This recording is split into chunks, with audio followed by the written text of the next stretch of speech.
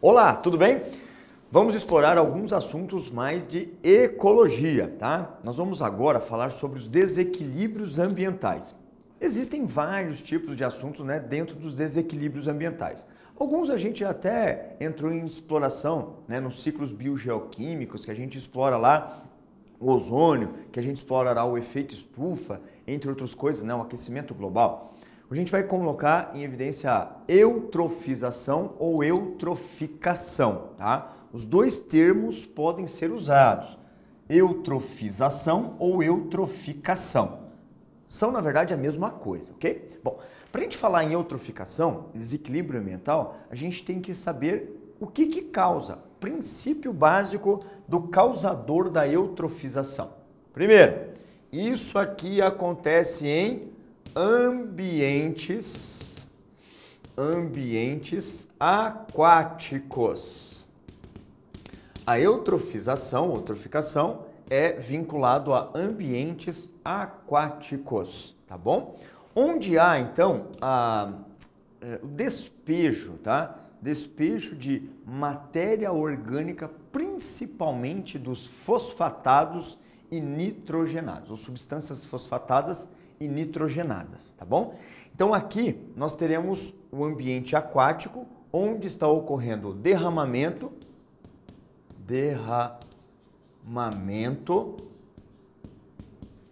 de substâncias nitrogenadas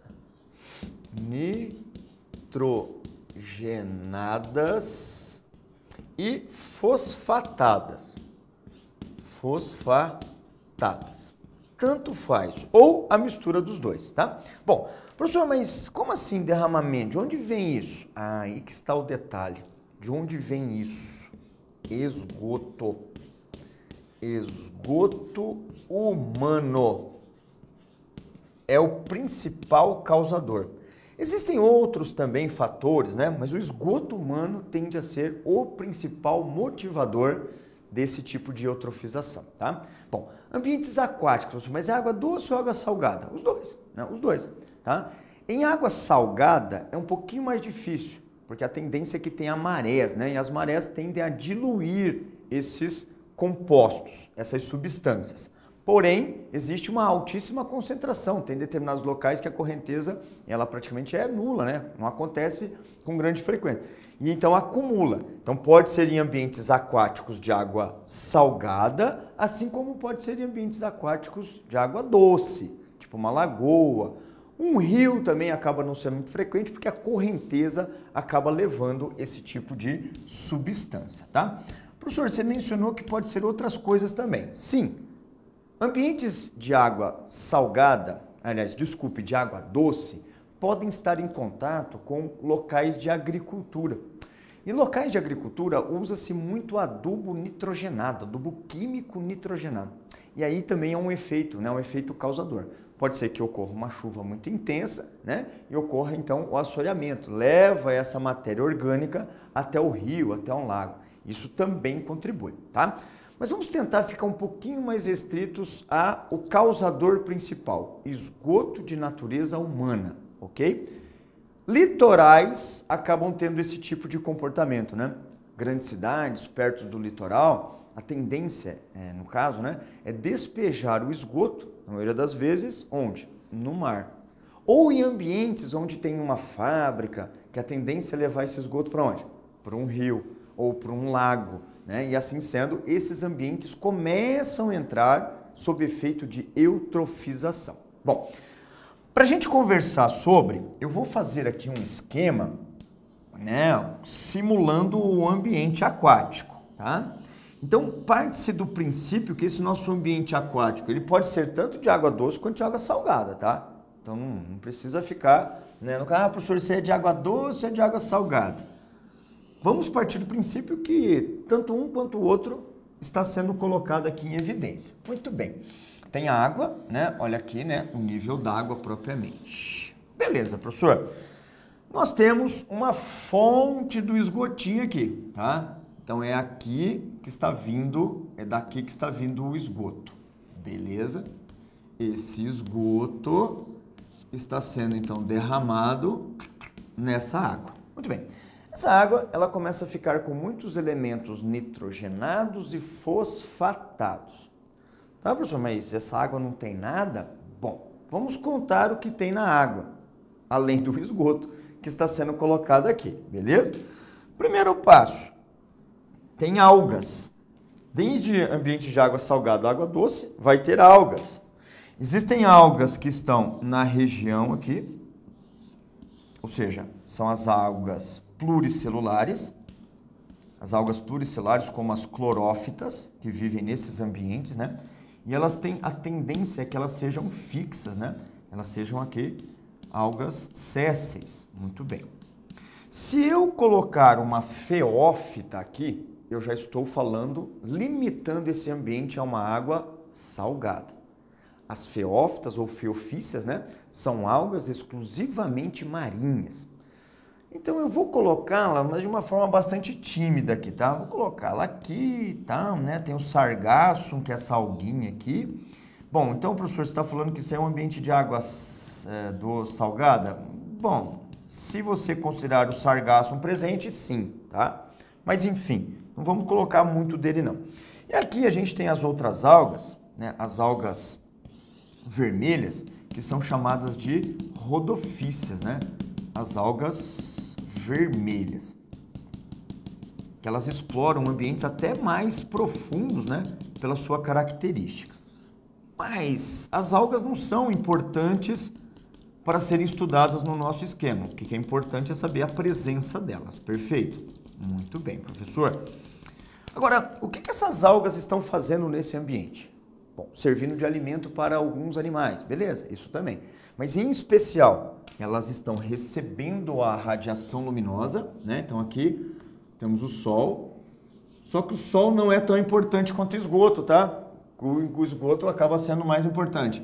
E essa radiação vai inserir aqui, né? Incidir nessas algas, e essas algas vão fazer fotossíntese. Ao fazer fotossíntese, elas produzem, né, uma grande quantidade de alimento e o quê? Oxigênio. Bom, é aí que eu gostaria que vocês se concentrassem. Concentre nessa informação, por favor.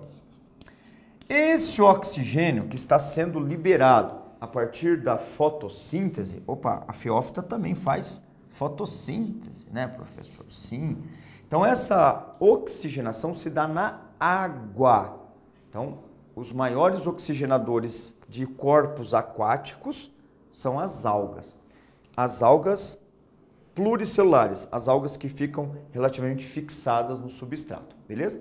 Mas só tem essas algas aí? Não, professor, existem algas também unicelulares, ou até outros tipos de seres, né, que podem estar aqui. Existem algumas algas unicelulares, as clorófitas. Professor, você falou que clorófita é alga pluri? Também. Clorófita tem nos dois momentos, tá? Pluricelular e unicelular. Tem algumas outras algas, as diatomáceas. Bom, professor, se estiver falando de diatomácea, é a alga de água salgada. Beleza? Tem algumas outras alguinhas que estão aqui. Professor, o que é esse monte de pinguinha aí? Vamos colocar. Isso aqui são as algas unicelulares, ok? Algas unicelulares. Tá, professor, eu tô captando a mensagem.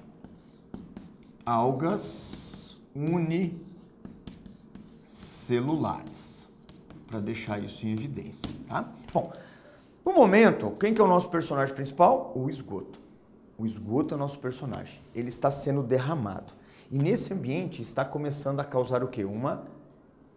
Na verdade, esse ambiente está começando a ficar o quê? Poluído, tá? E essa poluição, no primeiro momento, ela vai causar um aumento do número de algas unicelulares. Professor, mas peraí, mas esgoto não é coisa ruim? Sim, mas esse esgoto, ele está com fonte de nutrientes, fonte de elementos nutrientes, principalmente para as algas, unicelulares. Estas algas unicelulares, elas começam a ficar em um número excessivamente grande. Atenção. Essa ação das algas se chama floração. Então, as algas unicelulares, elas entram em chamada floração das algas. Bom, a floração das algas vai começar a criar, então, uma espécie de película aqui que vai começar a bloquear a entrada da luz solar. Tá começando a imaginar a cena ou não? Então, jogamos o esgoto. Aumentou a quantidade de nutrientes e essas algas começaram a se aproveitar, fazendo a sua floração. A floração das algas unicelulares começaram a formar uma espécie de tampão aqui. Muito bem. Esse tampão faltou, então, começou a causar a falta do quê? De luminosidade. Então, essa luz, ela começou a faltar. O que começa a acontecer com as algas, principalmente a clorófita e a feófita? Elas param de produzir oxigênio. As rodófitas, elas precisam de menos luz, então elas tendem a se manter, mas vai chegar um momento também que ela vai perder. Mas então, vamos lá. Nós estamos aumentando ou diminuindo a quantidade de alga aqui? Diminuindo. E ao diminuir a quantidade de oxigênio, falei alga, né? Começando a diminuir a concentração do oxigênio. Diminuir concentração de O2 nesse ambiente. Isso significa, então, que alguns animais, por exemplo, os peixes, começam a sofrer com essa falta. Peixe lindo, né? Esse peixinho, que no caso está aqui, ele começa, então, a sofrer com a falta de oxigenação. A tendência é que esses peixinhos comecem a fazer o quê? Tadinhos. Eles começam, então, a morrer. E esses peixes morrendo, vocês vão entender comigo que eles vão começar a aumentar a matéria orgânica do ambiente. Então, vamos colocar uma cruzinha aqui para falar que ele morreu. Morreu. Beleza? Alguns peixinhos que estão morrendo estão aumentando a taxa do quê? A quantidade do quê? De matéria orgânica no ambiente. Beleza, professor? Então, nós estamos com um problema. A floração das algas impediu a entrada de luminosidade suficiente, diminuindo a quantidade de oxigênio, fazendo com que alguns animais, por exemplo, os peixes, entrassem em morte. A morte dos peixes acaba causando o aumento da matéria orgânica. Esses peixinhos, que podem estar até aqui, né? Olha só, na superfície, começa a provocar, então, o aumento da matéria orgânica. Matéria orgânica. Essa matéria orgânica vai começar, então, a proliferar bactérias. Preste atenção. Agora aqui, o que começa a aumentar? Bactérias. E esse aumento de bactérias, atenção, porque agora é um momento interessante. As bactérias começam a comer. Só que essas bactérias, elas são aeróbias. Puxa vida, professor. Então, nesse momento, a matéria orgânica está sendo comida, né, pelas bactérias aeróbias. Peraí, professor. Bactéria aeróbia não vai consumir oxigênio? Sim. E aí que vem uma sigla importantíssima. Essas bactérias aeróbias, elas vão aumentar a DBO. Professor, pode explicar melhor? Sim. O que é DBO? Escreva aí. Demanda bioquímica pelo oxigênio. Repetindo. Demanda bioquímica pelo oxigênio. Ou seja, você está aumentando o consumo de oxigênio. Professor, mas está complicado, hein? Porque o oxigênio está caindo aqui? Sim. Então, nós temos dois momentos problemáticos. O oxigênio caindo e o consumo está aumentando. O oxigênio aumentando, caindo, o oxigênio, consumo aumentando. Ao longo dessa DBO, vai começar então a faltar de forma muito mais acelerada o oxigênio. Isso acelera a morte dos outros seres, como até, por exemplo, morte das algas, tá? As algas também podem morrer. Olha o sinalzinho aqui, a cruzinha. Essas algas também podem começar a entrar em processo de morte, porque elas também precisam de oxigênio, mas elas não estão conseguindo produzir seu próprio alimento, não estão conseguindo fazer fotossíntese, então elas começam a entrar em morte. A DBO, que é o aumento da demanda bioquímica de oxigênio, está sendo acelerada. Diminuímos a produção de oxigênio, aumentamos o consumo, isso significa que esse ambiente está entrando em processo de eutrofização total. Mas para caracterizar o ambiente completamente eutrofizado, olha o que acontece. Proliferação das bactérias anaeróbias. Para a gente entrar então num fechamento, imagine aqui. Aqui dentro agora, com esses seres todos mortos propriamente, né? Vai começar a aumentar o quê? Aumentar as bactérias anaeróbias. Essas bactérias anaeróbias, elas vão começar a liberar o que para o ambiente? Toxinas. E o momento em que elas começam a liberar toxinas, elas começam então a causar determinados tipos de transformações. A água fica muito turva, ela fica espumosa, essa água então ela começa a ficar com mau cheiro, ela começa então a ficar imprestável. E assim que alcança esse momento, ela está completamente eutrofizada. Entendeu? Bom, fonte. De onde saiu o problema? Daqui. Causando a floração das algas. Floração das algas tampou o ambiente, não deixando as algas pluricelulares fazerem fotossíntese. Diminuiu o oxigênio. Começou a morrer animais. Por exemplo, os peixes. Esses peixes mortos aumentou a matéria orgânica, que aumentou então a quantidade de bactérias aeróbias, que aumentou a demanda bioquímica. Já tem pouco, vou consumir mais. Então isso significa que esse ambiente vai começar a explorar, vai ter exploração então de quem? Bactérias anaeróbias. E essas não têm oxigênio, não precisam de oxigênio, elas vão começar então a tomar conta do ambiente e vai gerar a toxina. Quando gerou toxina, essa água está praticamente inutilizável. Tá? O tratamento para recuperar essa água é muito demorado e muito complexo e caro, né? Então ambientes eutrofizados são muito problemáticos. Beleza? Bom, essa foi um dos desequilíbrios ambientais. Quero ainda explorar um outro desequilíbrio ambiental com vocês, além da eutrofização, né, eutroficação. Eu quero explorar com vocês um pouquinho sobre biomagnificação, ou também chamado de magnificação trófica. É um tema que pode aparecer, né, ele é recorrente em algumas provas, mas ele não dá muito trabalho não, tá? Então vamos lá. Essa biomagnificação trófica, ou nesse caso, né, magnificação trófica apenas. Atenção, magnificação trófica. Trófica você já conhece. Trófica é quando a gente trabalhou sobre os níveis, os níveis tróficos, isso mesmo.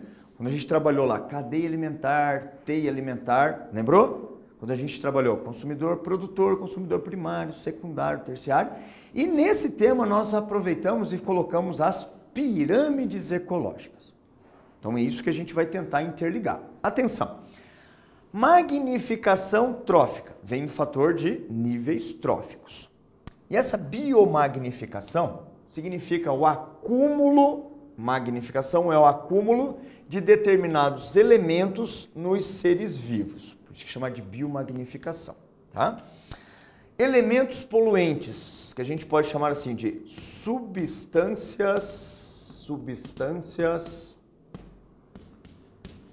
poluentes, que causam esse tipo de problema são, atenção, mercúrio e o DDT, diclorodifenil tricloroetano, o DDT. Já está de bom tamanho essa nomenclatura. Inseticida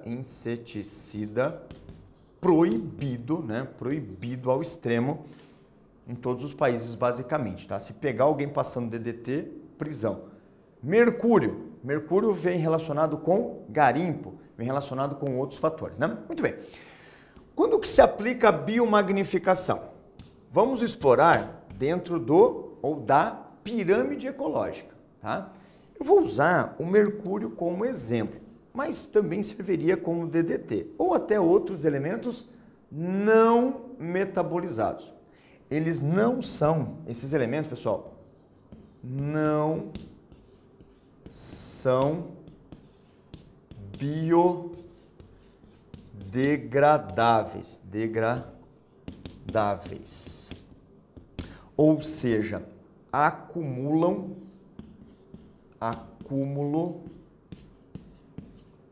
nos organismos. Captou a mensagem? Então, eles não são biodegradáveis e eles passam a ter um acúmulo no organismo. Vamos lá, então. Quando a gente monta uma pirâmide ecológica, a pirâmide ela tem uma base e ela tem os ápices, tá? Então, nesse caso aqui, a gente pode explorar. A base, ela é sempre de um produtor, perfeito? Pode ser um produtor aquático, pode ser um produtor terrestre, pode ser uma alga ou qualquer outra coisa assim. Esse produtor, eu vou colocar como sigla, tá? Ele vai ser consumido. E daí nós temos então o consumidor, chamado de consumidor primário. Muito bem, consumidor primário.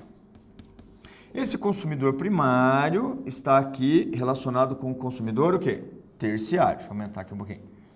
Consumidor secundário, desculpa, eu falei terciário. Secundário, que está no terceiro nível trófico, né? E nós temos o consumidor, agora sim, o consumidor terciário. Consumidor terciário, que está no no quarto nível trófico. Atrapalhei isso, hein? Primeiro nível, segundo nível, terceiro nível, quarto nível trófico. Produtor, consumidor primário, consumidor secundário, consumidor terciário. Pergunto, onde que o mercúrio ou o DDT tende a estar com maior concentração? Ou seja, onde haverá a magnificação desses elementos? Em qual nível trófico a magnificação estará presente? Bom, se pensarmos no produtor, ele vai então acumular uma quantidade de mercúrio que eu posso até dizer que não é muito grande. A tendência é que os produtores eles tenham o elemento, mas de uma forma menos numerosa. Só que um produtor não vai servir só de alimento, né? No caso, o consumidor primário não vai comer só um produtor, vai comer 2, 3, 4. Então, o organismo do consumidor primário, se pensarmos no indivíduo em particular, terá mais moléculas do que no produtor. Então, se nós pegarmos um produtor, ele vai ter uma quantidade de moléculas de DDT ou de mercúrio. Se consumidor primário, ele vai ter mais. Por quê? Porque o consumidor vai comer mais do que um produtor. Então, ele vai comer uma molequinha, 2, 3, 4, 5. E essas, então, vão acumular nesse mesmo organismo. E essa história vai se repetindo, porque o consumidor secundário vai comer também os primários. E olha o que vai acontecendo com a quantidade de mercúrio. Vai acumulando. Os indivíduos desse ambiente, né, desse nível, estão com mais. Bom, até chegar nesse aqui. Bom, professor, mas se eu contar esse número de bolinhas aí, esse aqui está mais espalhado, esse aqui vai ter o mesmo número. Não, mas você tem que pensar o seguinte, que esse é um indivíduo, ou, nesse caso, é uma representação de um indivíduo. Representação de um, representação de um, representação de um. Entendeu? Ou de um grupo, mas nesse caso, o grupo como um todo acumula essas moléculas. Bom, em resumo e em fechamento, o processo de biomagnificação, ele é, no caso, muito mais severo para os últimos níveis tróficos. Então, o acúmulo desses elementos não biodegradáveis, eles estão em maior quantidade nos níveis tróficos mais acima. Então, o produtor tem menos desses elementos, o consumidor terciário, quaternário, se existir, apresentará mais. Porque ao longo da cadeia ou da teia alimentar, né, essa substância vai sendo bioacumulada. Isso nós chamamos de biomagnificação trófica. Beleza? É isso. Nós exploramos então um fator de eutrofização e de magnificação trófica. Beleza? Valeu! Até uma próxima!